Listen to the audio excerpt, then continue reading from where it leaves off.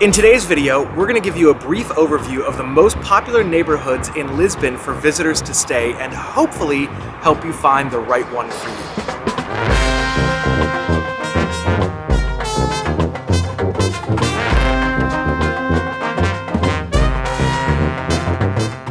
This list is not exhaustive, as there's far more neighborhoods than the 8 we're actually going to talk about, and it's also not definitive.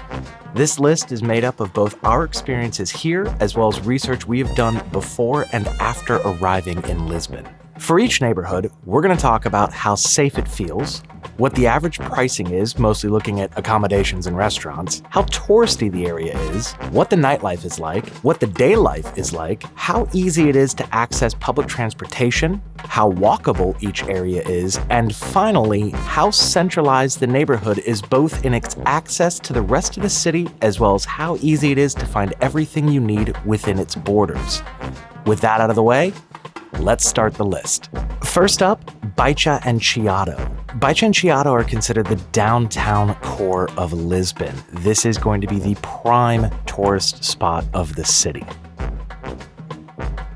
During the day, these districts feel completely safe with large groups of people on the streets and a heavy police presence. However, as this is a touristy area, you will have petty thieves and pickpockets in this area, specifically targeting foreigners. At night, this area can feel a little empty and therefore feel a little less safe.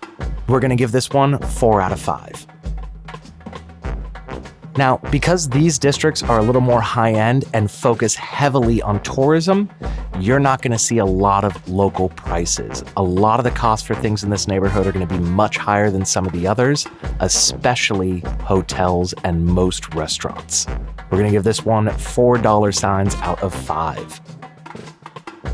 Now, as I said before, these districts are very touristy with a few major tourist attractions like the Arco da Rua Augusta, the Convento de Carmo, and the Elevador de Santa Justa, to name a few. This is both good and bad. You'll be able to get by very easily speaking English, and you'll even have access to a few Western staples like a Starbucks and a McDonald's. However, because of this, the prices are going to be a lot higher. A lot of the places will feel, and frankly, sometimes are tourist traps, and if you just stay in this area, you will miss out on an authentic Lisbon experience. For touristy, 5 out of 5. Baixa Chiado have a few nightlife spots, but for the most part, once the sun sets, this area can feel fairly empty on most nights. Anyone who's staying in this district looking for nightlife leaves this district. For nightlife, 2 out of 5. Now, during the day, this area is alive. Baixa Chiado have some of the best shopping around, including a fairly good-sized mall, and most of the restaurants and cafes are open throughout the day. Like I said before, this area also offers great access to some of Lisbon's best tourism and landmark spots. For day life, 5 out of 5. Being centrally located in Lisbon, this area allows quick and direct access to most parts of the city. There's a metro station in the area, access to the streetcars and bus routes, as well as a short walk down to the ferry to cross the river.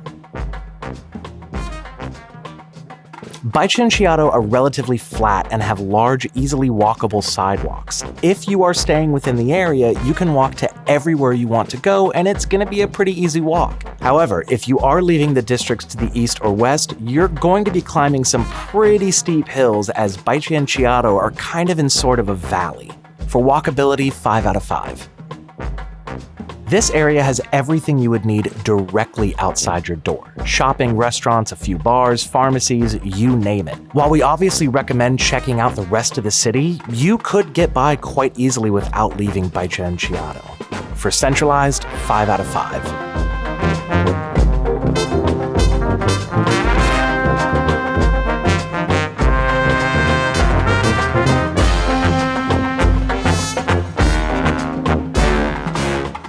Next up is Alfama. Alfama is the oldest district in Lisbon, having survived the earthquake in 1755 that destroyed much of the rest of the city. Alfama is a labyrinth of streets and alleyways. During the day, it can feel relatively safe, but at night, it can feel a bit sketchy. However, from our own personal experience, Alfama was perfectly safe during the day, and we felt safe enough at night as long as we remained aware of our surroundings. For feeling of safety, 3 out of 5. Alfama can range from the extremely cheap, with a good amount of hostels and locally priced restaurants, to the very expensive with some boutique hotels and high-end food. How much you spend in Alfama is totally up to you. For average price, we're going to go from $1 sign to $3 signs out of 5. Alfama is in a bit of a weird place in regards to tourism. While there are a number of restaurants with English menus and people outside beckoning you to come in and enjoy the fado music for a charge, this is also a residential neighborhood filled with families and locals. It would be very easy to view this neighborhood as one large tourist attraction, but that would be missing out on the many hidden gems tucked away in its nooks and crannies. For touristy, 3 out of 5. On most weeknights, a lot of Alfama can feel pretty empty save for a few key locations and restaurants or bars. On Friday and Saturday nights, however, the streets are full of locals and tourists alike enjoying the local fado music or having a few glasses of wine. There are some truly special places tucked in hidden corners that can provide an exceptional night. For nightlife, 3 out of 5. Parts of Alfama are almost entirely residential and as such can feel a little empty during the day. There are a few areas though, like the Portas de Sol, that are full throughout the day, as well as some great restaurants, cafes, and kiosks that serve the daylight crowd. Alfama also has amazing access to some excellent tourism landmarks such as the National Pantheon. For day life, 4 out of 5. Alfama doesn't have direct access to a metro station, but it does have the famous Tram 28 running directly through it. They also have Tram 12 and a handful of bus routes. For transportation ease, 2 out of 5. Alfama is a maze of alleys, streets, and hills. The sidewalks can get extremely narrow and often share the space with trams and other cars. Walking through Alfama is a great experience, but it can be a little bit tricky in more than a few spots. Walkability, 3 out of 5. Alfama is located just east of Baixa and not a far walk for a metro station or the river. However, for shopping needs outside of small mercados, which are local markets, you're going to need to head to another district like Baixa. For centralized, 3 out of 5.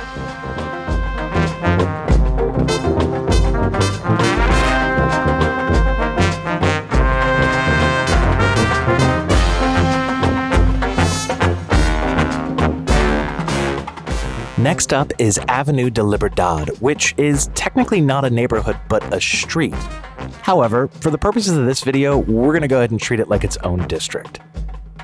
Avenida da Liberdade feels incredibly safe both during the day and at night. There's often many people on the streets no matter what time of day, good lighting, and a hearty police presence. For feeling of safety, 5 out of 5. Now, Avenida da Liberdade is high-end. This street is filled with 5-star or chic boutique hotels, expensive but well worth it restaurants, and very high-end shopping. This area is going to cost you. For average price, $5 signs out of 5. Avenida da Liberdade can definitely feel a little more on the touristy side. Most of the kiosks on the strip have English menus, and most of the stores seem aimed at wealthier foreigners. There is a local scene just off the strip in either direction, but with a Hard Rock Cafe in the center, it's pretty obvious this area is geared towards tourists. For touristy, 5 out of 5. This area seems much busier during the day than at night, but there are a handful of bars and clubs right along the strip. However, for a nightlife experience, most people staying on the strip would make the short walk uphill to Bairro Alto or Principe Real. For nightlife, 3 out of 5. Shopping and food. This is what this area offers, and it does so in expensive style. You could spend a few days just wandering up and down the strip, checking out every store, grabbing a coffee at one of the many kiosks in the strip of green park that runs along the avenue and people watching, or having a fantastic, if again, pricey meal. For day life, 4 out of 5. Avenida da Liberdade has direct access to a metro station as well as quite a few bus routes. For transportation ease, 5 out of 5.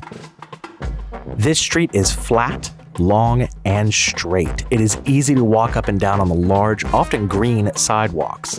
If you want to head to a different district, Baixa Chiado are downhill towards the river. But if you want to head east or west, just like Baixa Chiado, be prepared for an uphill struggle. For walkability, 5 out of 5.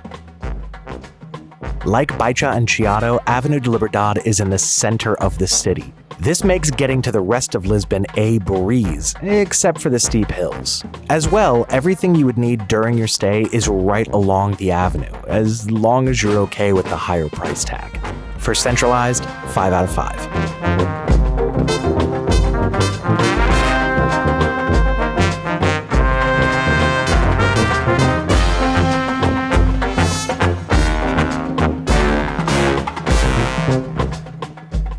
Graca is not a neighborhood we have seen a lot on lists like this, but we think it's a worthy inclusion, especially for those who are looking to reduce their accommodation budget and are looking for a non-tourist area.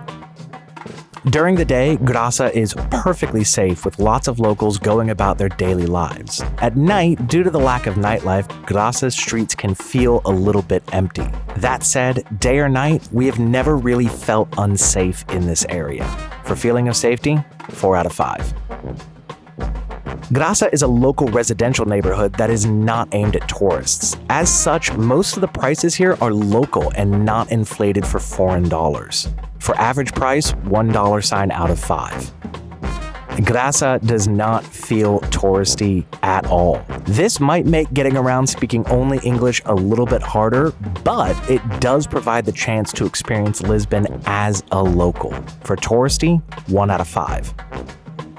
While there are a handful of bars and late-night places in Graca, for the most part, if you're looking for great nightlife, you're definitely going to have to head somewhere else. For nightlife, 1 out of 5. Graca is busy and moving during the day, with cafes and pastelerias full with locals having breakfast and lunch or sitting for hours chatting with friends. Shops and stores are busy and the streets are bustling. However, there is not much in the way of tourism spots to check out. For day life, 3 out of 5. Graca is fairly close to a metro station, but also has a few bus lines as well as direct access to Tram 28. For transportation ease, 4 out of 5. Graca has hills. Lots of hills. Most of the area also has large sidewalks, but they can shrink down to single file on a few streets that also have to share what little space they have with trams and cars whizzing past. This district definitely seems more built for cars or public transit than it does pedestrians. For walkability, 2 out of 5. While Graca is more towards the eastern side of the city, getting to the other districts like Alfama and Baixa are fairly easy. As well, Graca technically has just about everything you would need for day-to-day life. Excellent mercados, restaurants, cafes, grocery stores, and all general shopping are all here. For centralized, 5 out of 5.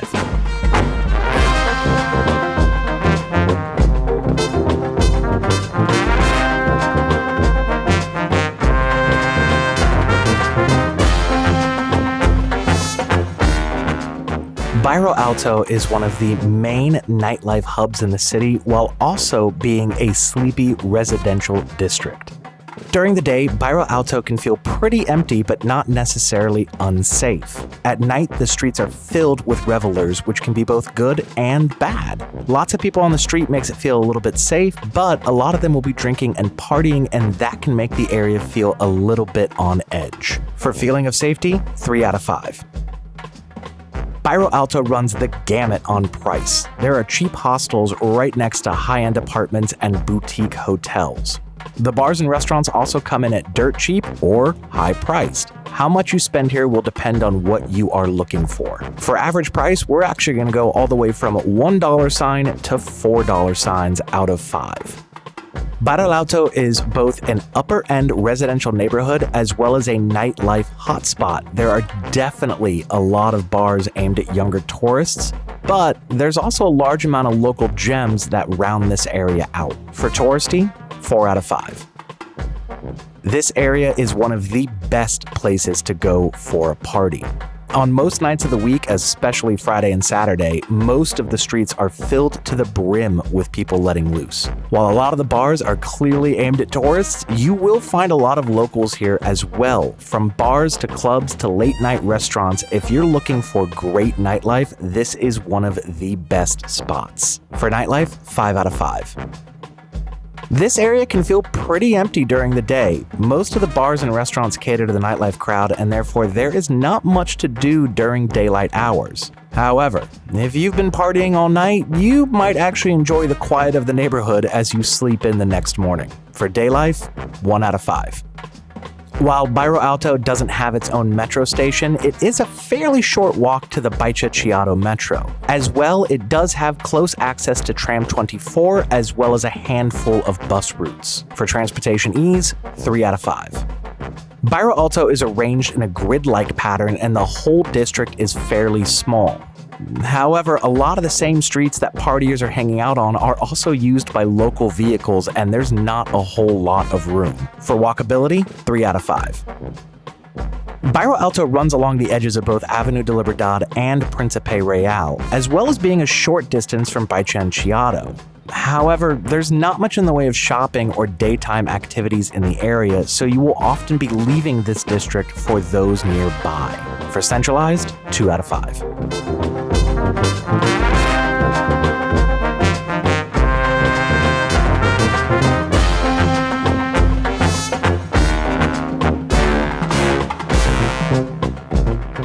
Alcantara is a trendy district that runs north from the river near the 25 de Abril Bridge, west of Bairro Alto. This area houses both the LX factory as well as the converted port area of the Santo Amaro docks. North of the river, the neighborhood is residential and feels safe both during the day and at night, as does the area in and around the LX factory. The Santo Amaro docks also feel safe during both night and day, but the strip along the highway, as well as the very, very sketchy pedestrian tunnel that connects the docks with the rest of the district, can feel a little unsafe at all times of day. We would recommend you take an Uber between the docks and the rest of the city. For feeling of safety, 3 out of 5. Alcantara is about mid-range for Lisbon. While it might seem like the areas around the Santo Amaro docks or the LX factory would be expensive, for the most part they run on the upper end of local prices without running into the high tourist costs. The restaurants in the Santo Amaro docks also run the range from very expensive to very affordable, with most falling into mid-range. For average price, $3 signs out of 5.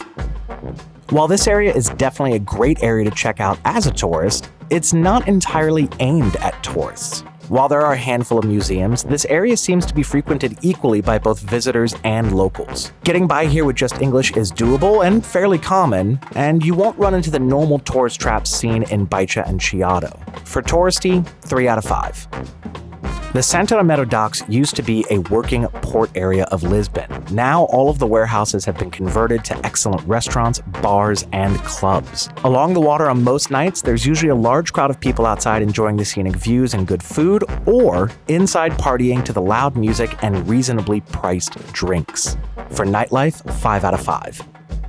The area along the river under the bridge is great for an afternoon stroll. As well, most of the restaurants on the docks are open for lunch. The LX factory north of the river is also lively and busy during the day with good food, quirky shops, and an excellent bookstore.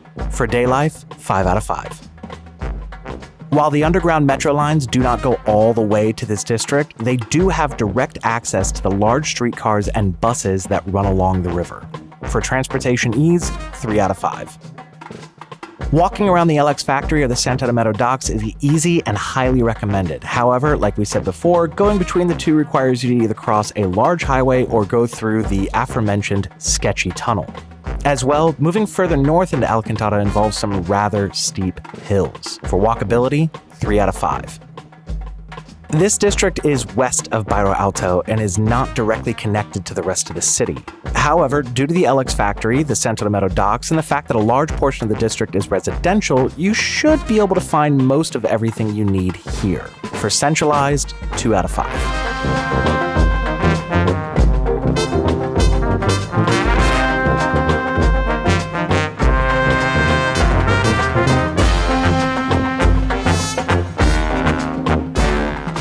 Cais de Sodre used to be a rough neighborhood and once home to the city's red light district on the Pink Street. Now, it is a super trendy area with one of the best places to eat in Lisbon, the Time Out Market, which we covered in a different video. As well, Pink Street has become a premier nightlife destination for the city. During the day, this district is bustling and has a good police presence. At night, the streets come alive with bars, nightclubs, and partiers. However, the dense nightlife can sometimes add a bit of edge to the area, but not enough to make it feel unsafe. For feeling of safety, 4 out of 5. Cais de Sodre is mostly just below mid-range for Lisbon, with the exception of some high-end boutique hotels. A lot of the restaurants are aimed at locals, and some great deals can be found at the Time Out Market. For average price, $2 out of 5. This area straddles right between touristy and local. While you will see a lot of visitors in the Time Out Market or along Pink Street at night, this area is frequented by just as many locals. While there are not a ton of tourist sites to see in this part of the city, the Mercado de Ribeira, the Elevador de Bica, and the Praça de São Paulo are definitely worth checking out. For touristy, 3 out of 5. Pink Street is wall-to-wall filled with bars, nightclubs, wine bars, and late-night eats. This strip of road sees large crowds gather on Fridays and Saturdays, with smaller, just as energetic crowds during the rest of the week. This is definitely a place to go to let loose when the sun sets. For nightlife, 5 out of 5. With the Time Out Market, nearby quirky restaurants, galleries, co-working spaces, and hipster cafes, there is always something to do during the day in this district. For day life, 5 out of 5. Cais de Sodre has direct access to the metro system, as well as being along several bus and streetcar routes. For transportation ease, 5 out of 5. Walking around Cais de Sodre is easy and for the most part flat. Most sidewalks are wide enough for multiple people and everything is well within walking distance. For walkability, 5 out of 5. Cais de Sodre is just west of Baixa Chiado, and while it does contain a number of mercados and excellent restaurants, for more shopping, you will probably want to head to Baixa or Principe Real. As well, if walking, it can be a bit of a distance to Avenida da Liberdade or Alfama. For centralized, 3 out of 5.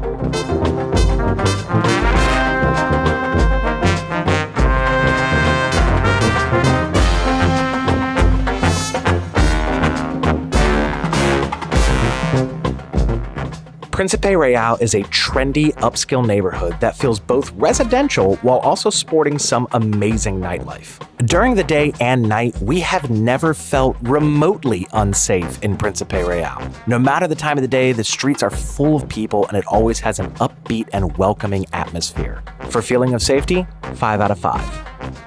This area can definitely lean on the pricey side. Having some of the best high-end restaurants in town, it is also home to some high-end boutique hotels, large luxury apartments, and pricey, trendy nightlife. For average price, $4 out of 5. While this area does get its fair share of tourists, the neighborhood definitely feels more geared towards locals. That said, there are some excellent tourist spots to check out, like the Concept Mall in a 19th century palace, the Baixa, as well as the Museum of Natural History. For touristy, 2 out of 5. Principe Real is filled to the brim with some of the trendiest bars, restaurants, and nightlife spots in the city. While it doesn't have the party atmosphere of Bairro Alto or Pink Street in Cais de Sodre, it has style in spades. On top of that, Principe Real is home to a large and thriving LGBTQ+ community with some of the best bars and nightclubs geared towards that community in the city. If you want to enjoy the nightlife, but you don't want to get blasted on shots with the 20-somethings, Principe Real has what you're looking for, but it might not come cheap. For nightlife, 5 out of 5. With the amazing Baixa, galleries, antique stores, and quiet, beautiful parks, Principe Real has enough to fill up your days with something new to do each time. For day life, 5 out of 5. This neighborhood doesn't have its own metro station, but it's a short walk, if very hilly, to the metro stations in Rato or on the Avenida da Liberdade. There are a few trams and bus lines that do run through the district. For transportation ease, 2 out of 5. Principe Real has large sidewalks, marked crosswalks, and is relatively easy to navigate on foot. However, it is also very hilly, with a steep downhill on either side of its main strip. For walkability, 4 out of 5. Being just east of Avenida da Liberdade, north of Bairro Alto, and being a residential neighborhood, Principe Real has everything you would need close by. All kinds of shopping, food, and recreation can be found within or just next to its borders. For centralized, 5 out of 5.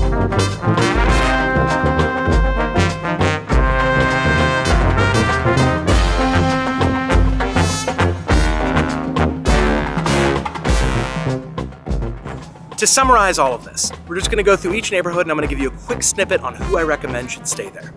Baixa Chiado. If you've got the money and it's your first time into Lisbon, this is probably a pretty good location to stay.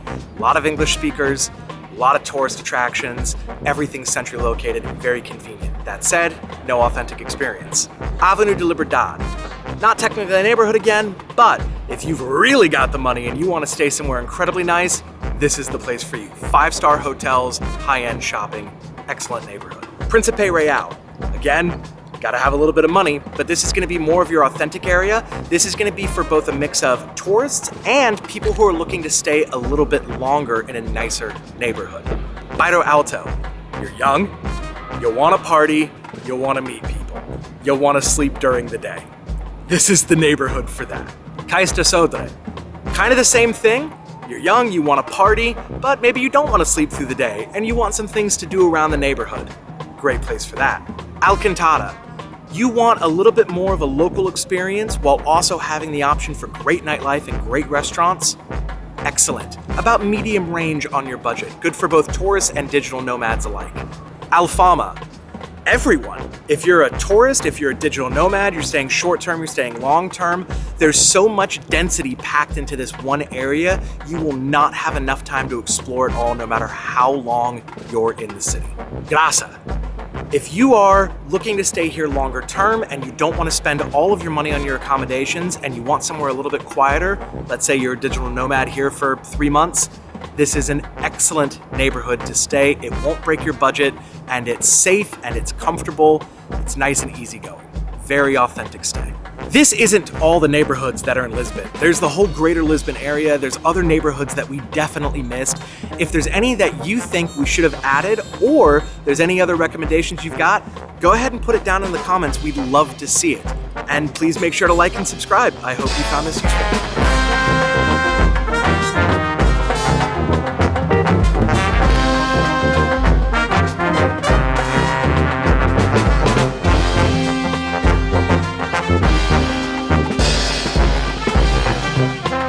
Thank you.